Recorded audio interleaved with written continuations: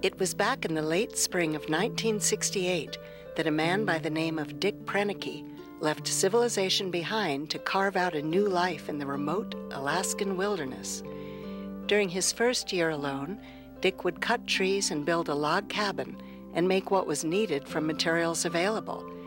He would document his adventure through written journals and on film. Thousands have had such dreams, but Dick Prenneke lived them. Now, with more journal entries and never-before-seen footage, we revisit Dick's Alaskan paradise. Join us now for Part 2, the continuing story of Alone in the Wilderness.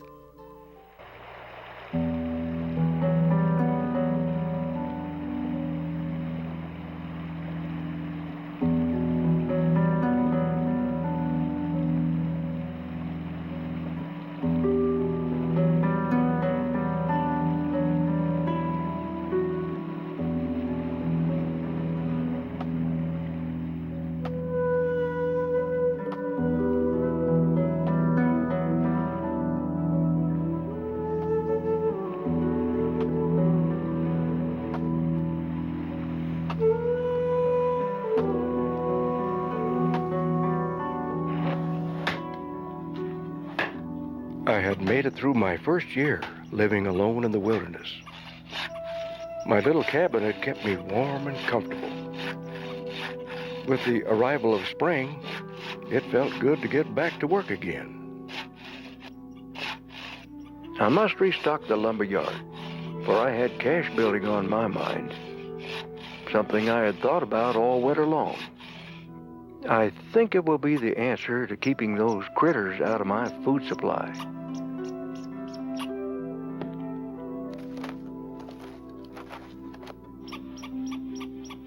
Folks say that axemanship is a lost art, but I like to think I've found it again in these cool spruce woods. The pull of the packboard straps felt comfortable against my woolen shirt, and I could feel the warmth of the spring sun on my face. It was real bull work, but I never felt any better. I wondered if there was anyone in the world as free and happy as I was.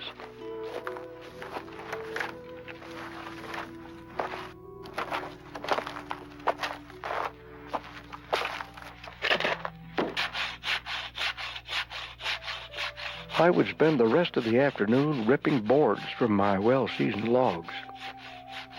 I would need 7 or 8 to provide me with a solid and level foundation for the cache building.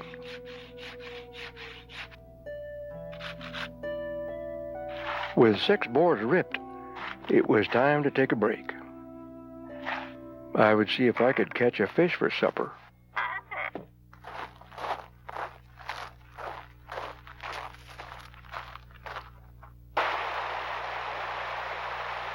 In the last few days, Hope Creek has eaten a big opening into the lake ice.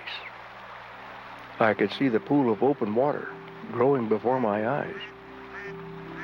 A pair of harlequin ducks swam out from shore as I passed by and began talking to me. I worked a metal spoon deep into the current, jerked it toward me, and let it drift back. Not a strike after several casts, then a snag, then it moved. I knew I had a fish, a 15-inch grayling, enough for my needs.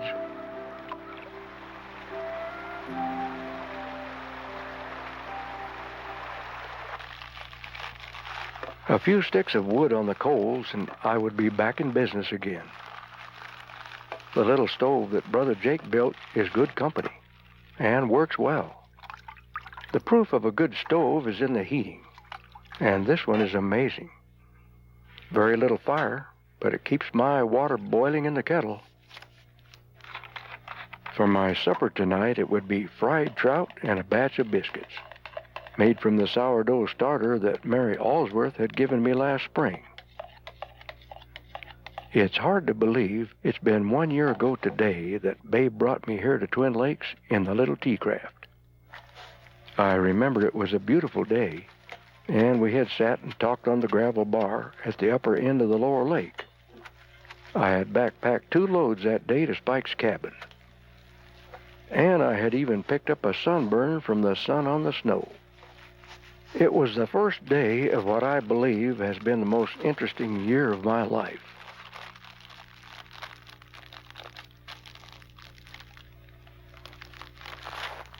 While waiting for my biscuits to raise, I will catch up on my journals and a few overdue letters to send back home.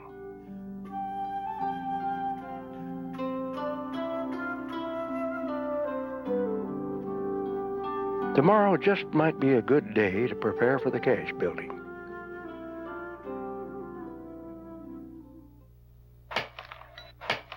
I had many poles to cut and peel today before the cache construction begins. I had cut many of them last November on the far side of Hope Creek. They had been seasoning all this time. I had cut 4 other heavier logs about 15 feet long. These would be my stilts to hold the cache aloft. I finished the post holes and set in the big stilts.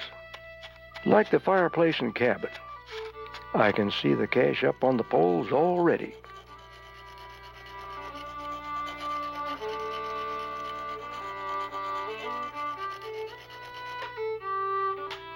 The first course of logs was notched and nailed to my foundation planks. I cut notches for 4 stringers and hewed the stringers to fit.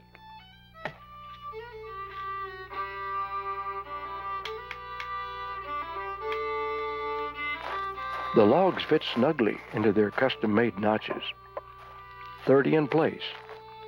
The cache is now 29 inches high.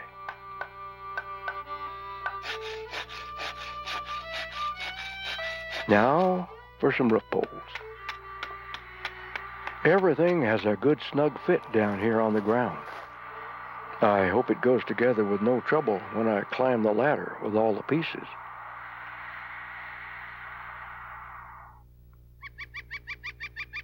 It's May 18th. Strange to wake up before 3 in the morning and feel that daylight is being wasted. This is Red Runt's country, and I am the invader. And hardly a day passes that he does not remind me of this with his chatter. It's good to see bears on the mountain again. I spotted a big blonde bear, and then another chocolate color, and another, until there were 3 standing half as tall as their mother. Cubs, but not this year's.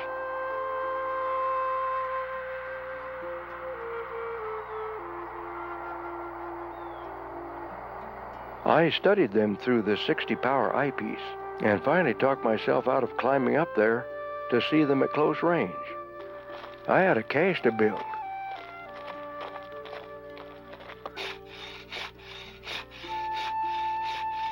I went to the woodshed and ripped out planks for the door frame and some 1.5-inch planks for the door. I then cut 2 sets of hinges out of a stump of wood.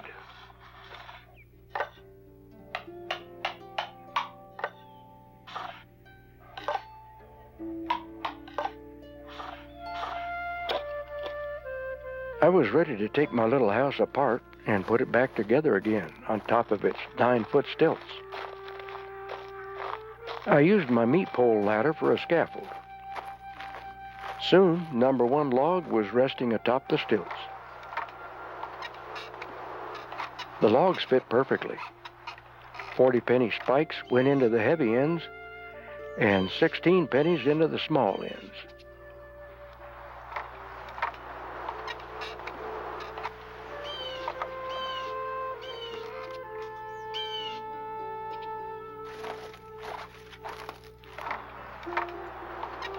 Next, the door.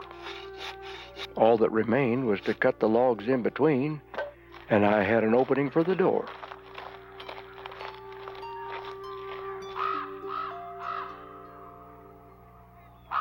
I finished off the roof with tar paper and a good layer of moss. I am really proud of that piece of work. For all practical purposes, my miniature cabin on stilts was complete.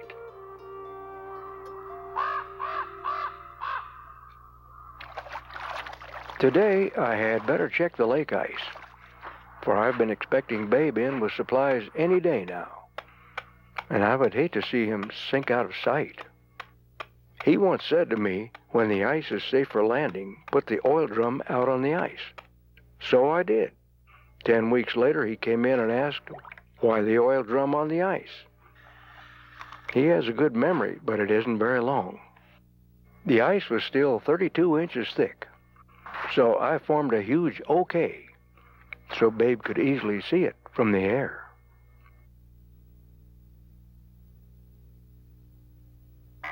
Today, I would take a hike up country. My pack made up and lashed on the GI pack frame. Along with the Bolex and heavy tripod, I packed 500 feet of film, some smoked fish, and the big pistol. Around 40 pounds, I would guess. I was away by 7:30.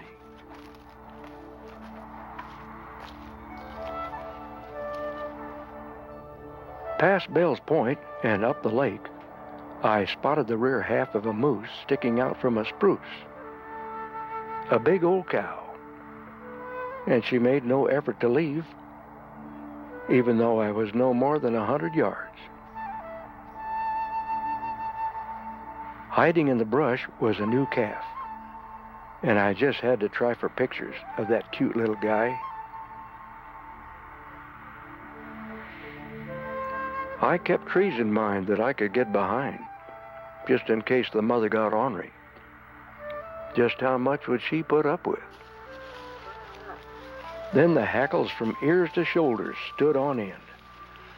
And here she came, ears back and nostrils flared. At 15 feet, she whirled past me and trotted back to the calf, bawling as she went. That was enough to get my heart pumping.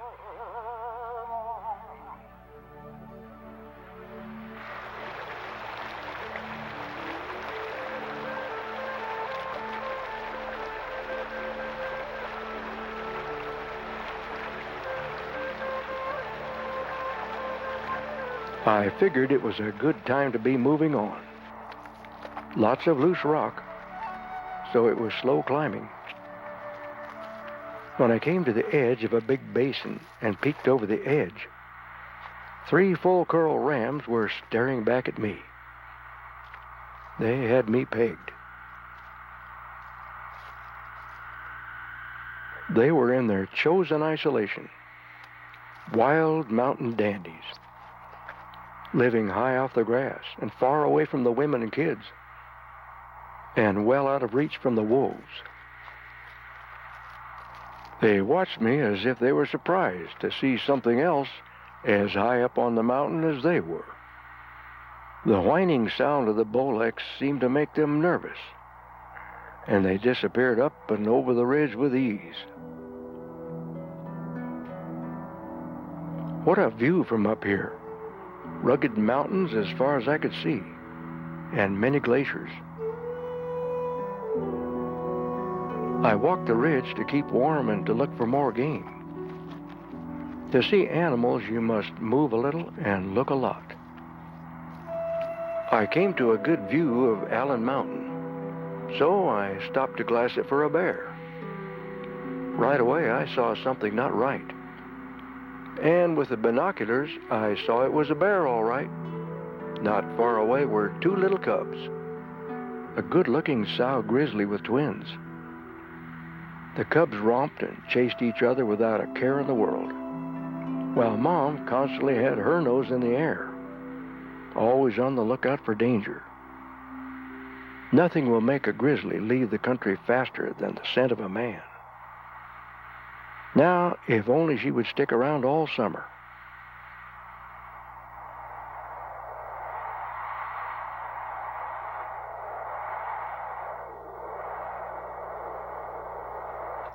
I had wandered a long way from the cabin today.